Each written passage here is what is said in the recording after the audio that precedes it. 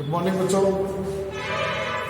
आज अपन जिस टॉपिक पे बात करेंगे बहुत इम्पोर्टेंट है और कॉम्पिटिटिव एग्जाम्स और यूनिवर्सिटी एग्जाम दोनों में ही बहुत बार पूछा जाता है। अभी अपन ने जो पहले पढ़ा था वो था लगान का, रिकार्डो का लगान सिद्धांत और लगान का आधुनिक सिद्धांत। इसी में एक चीज आती है जो बहुत कम आप लोगों ने सुना होगा शायद, लेकिन अब आप सुनिए इसको अच्छी तरह से। नाम है अर्ध लगान या आभास लगान, क्यूसी रेंट। अर्ध लगान या आभास लगान क्या है? सबसे पहले अर्ध लगान का विचार मार्शल के द्वारा दिया गया था। अर्ध लगान मार्शल के द्वारा दिया गया पहला वक्तव्य था, जिसमें मार्शल ने अर्ध लगान के बारे में कहा था कि अल्पकाल में स्थिर एवं बेरोजगार पूर्ति, किंतु दीर्घकाल में रोजगार पूर्ति साधनों की आय अर्ध लगान कहलाती है। यानी अल्पकाल में तो साधन हैं वो स्थिर होते हैं, बेरोजगार होते हैं। यानी यहाँ उत्पादन साधनों की बात कर रहे हैं, मशीन और उपकरणों की बात कर रहे हैं। अल्पकालीन अवधि इतनी कम अवधि होती है जिसमें इन साधनों को की पूर्ति लोचदार नहीं होती, बेरोजगार होती है। अल्प समय में ज़्यादा साधन उपलब्ध नहीं करवाए जा सकते, इसलिए अल्पकाल में साधन बेरोजगार होते हैं और दीर्घकाल में वही साधन लोचदार हो जाते हैं। दीर्घकालीन अवधि इतनी ज़्यादा अवधि होती है कि उसमें साधनों की पूर्ति बढ़ाई जा सकती है। तो मार्शल का कहना है कि अल्पकाल में जो स्थिर और बेरोजगार पूर्ति है और दीर्घकाल में जो रोजगार पूर्ति है, इन साधनों की जो बीच की आय है उसको हम अर्ध लगान या आभास लगान, क्यूसी रेंट कहेंगे। दूसरा, अर्ध लगान मानव द्वारा निर्मित मशीनों एवं उपकरणों से प्राप्त होता है। ध्यान रखिए, मैंने अभी आपको बताया था सब मशीनें और साधन जो हैं जो मानव द्वारा निर्मित हैं उन पे ही अर्ध लगान अर्जित होगा, उन्हीं साधनों पे अर्ध लगान लगाया जाएगा। तो यहाँ मार्शल ने दो बातें कही। अल्पकाल की जो साधनों, मानव द्वारा निर्मित साधनों की अल्पकाल में पूर्ति पूर्णतः बेरोजगार होती है, दीर्घकाल में रोजगार होती है, उसके बीच का मध्य का अंतर है वो आभास लगान होगा। और ये जो साधन है वो मानव निर्मित साधन होंगे, मानव निर्मित साधनों से प्राप्त हो, जैसे मशीनें, उपकरण इत्यादि से प्राप्त लगान। आधुनिक अर्थशास्त्री क्या कहते हैं? आधुनिक अर्थशास्त्रियों में वैसे तो अलग अलग विचार हैं, अलग अलग आधुनिक अर्थशास्त्रियों ने अपने अपने विचार अलग अलग व्यक्त किए हैं, लेकिन मैं यहाँ कुछ अर्थशास्त्रियों के विचार आपके सामने रख रहा हूँ, थोड़ा सा आपको समझाने के हिसाब से ठीक रहेगा।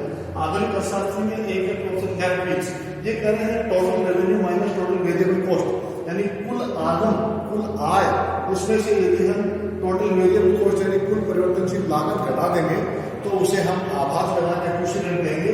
अर्ध लगान माने कुल आय, टोटल रेवेन्यू माइनस कुल टोटल वेरिएबल कॉस्ट, कुल परिवर्तनशील लागत।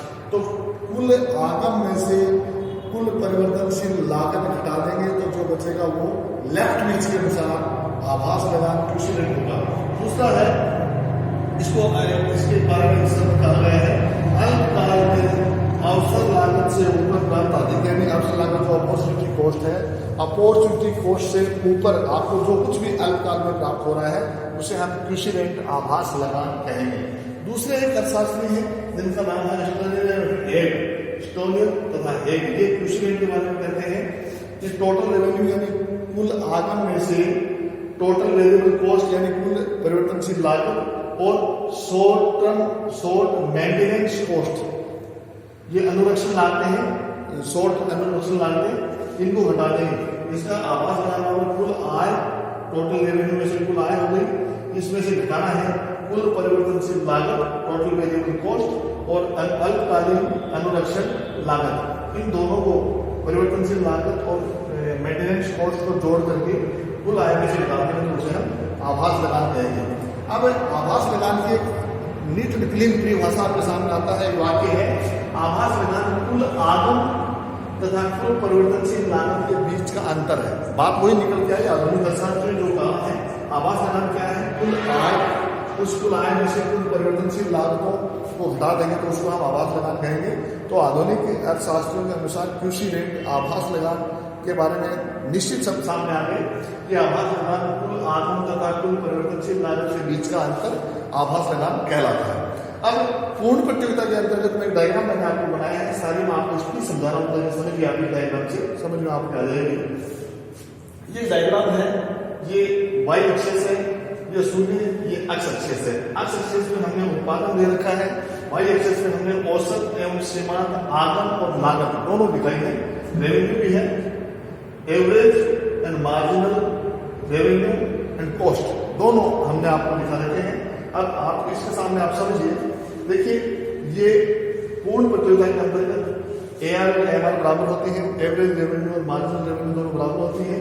हमने 3 AR MR रेखाएं खींच रखी है। पहली AR और MR B बिंदु से निकल रही है, दूसरी AR और MR P1 बिंदु से निकल रही है, तीसरी AR और MR P2 बिंदु से आपके सामने निकल रही है। पूर्ण प्रतियोगिता की तीनों अवस्थाएं हैं, मैं आपके सामने दिखाना चाह रहा हूं कि पूर्ण प्रतियोगिता में अल्पकाल में फर्म में आभास लगान कैसे उत्पन्न होता है, वो मैं आपके सामने यहाँ रखना चाह रहा हूँ। सो थोड़ा सा समझिए। सबसे पहले मैं यहाँ बात कर रहा हूँ फर्म का सामने कहाँ होगा, सबसे न्यूनतम। देखिए मूल बात यह है कि जो न्यूनतम लागत है OP2, ये जो लागत है, पहले मैं आपको बता दूं, ये जो डायग्राम घर में MC का मतलब है मार्जिनल कॉस्ट, सीमांत लागत हो गई। SAC होगा अल्पकालीन औसत लागत, अल्पकालीन औसत लागत, शॉर्ट टर्म एवरेज कॉस्ट। और ABC का मतलब हो गया अल्पकालीन परिवर्तनशील लागत, short term average variable cost. ये आपके सामने आ गई। तो ये तीनों के बारे में अब ये आपके सामने दिखाया जा रहा है कि P2 मूल्य, ये जो P2 मूल्य है, यदि हमें उत्पादन को चालू रखना है तो कम से कम उत्पाद का P2 मूल्य हमें रखना पड़ेगा। यानी यह वह मूल्य है जिसमें आपकी केवल परिवर्तनशील लागतें ही कवर हो रही हैं, स्थिर लागतें इसमें कवर नहीं होती हैं।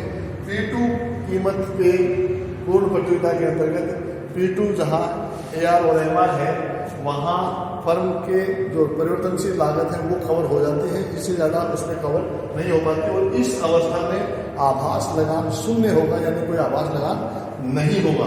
देखिए ये जो अवस्था है, फिर वस्तु की कीमत यदि P2 से बढ़ करके P1 हो जाती है, यहाँ देखिए वस्तु की कीमत P2 से बढ़ करके जब कीमत P1 हो जाती है